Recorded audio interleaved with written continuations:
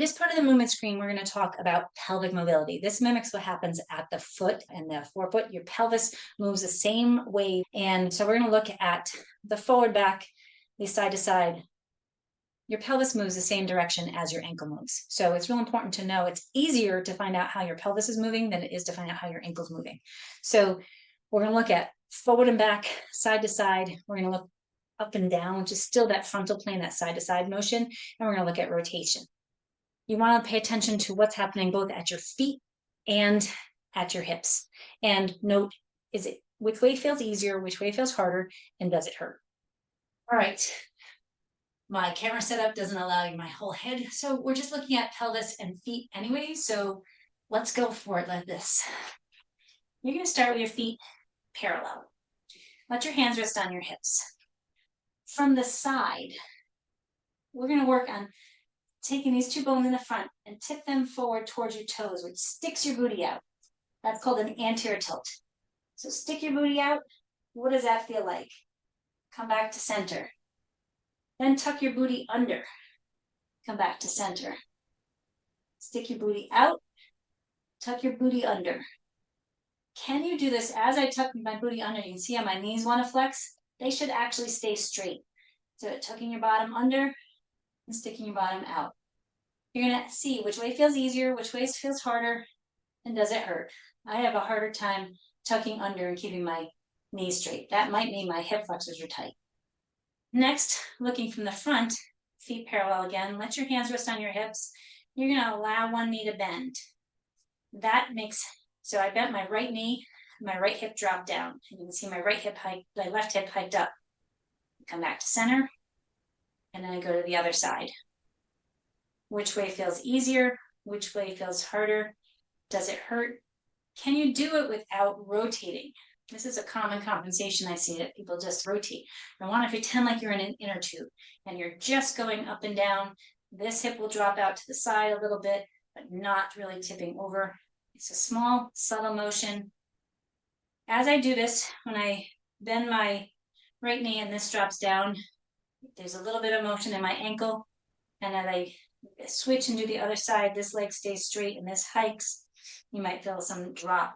You don't see a lot of motion in the foot with a hike and drop, but you might notice a little. In the forward and back, you're going to feel some weight shift. As you stick your bottom back and go into an anterior tilt, you might feel some more work in the front of your feet. Knees might bend a little there. That's okay. As you come back into center and tuck your bottom under, you should feel a little weight shift into your heels. So we're moving our pelvis and feeling the weight shift back and forth from our toes to our heels. This is really subtle. I know it's hard to feel. You have to close your eyes and just feel your feet. Trying to get contact with your feet. So pay attention to it. And as you go along, you'll feel a difference in them. Next, we're going to get into shift. For this, keeping the feet straight, let your arms hang down by your side. We're going to move your pelvis like you're checking somebody in hockey and pushing it to the side that way. As you can see, my pelvis goes this way. My left foot rolls to the outside, but I'm not lifting that big toe up, right? That foot is staying in contact with the floor. Come up to center, and I go to the other side. This side's a little harder for me. My left foot now is rolling in, and my right foot is rolling out, keeping the contact. Don't let it roll up, and come back to center. And you're checking to see which way feels easier. I could definitely go farther this way, and not as far this way. This is just information. This is a way to go back and check and see, do the exercises actually help to make this better?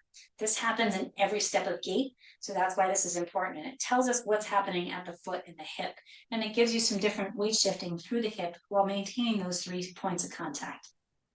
The last motion we're going to check for the pelvis here, have your hands facing the camera right on your chest. You're going to keep your hands facing me. And we're going to twist your pelvis in one direction. As I do this, my right foot turns out, but I'm not trying to maintain that contact with big toe, and my left foot rolls in. I come back to center, and as I go to the left, my left foot rolls out, and my right foot rolls in. I get a little tweakiness in my back, my lower back here. So we're looking at both directions. Which way feels easier, which way feels harder, and does it hurt? These different movement patterns I've learned from I learned from Gary Ward in Anatomy in Motion. He's got some great sequences out that are well worth the purchase. I'll leave the link below. It's findingcenter.co.uk. I think that's a full email address, but I'll leave that below.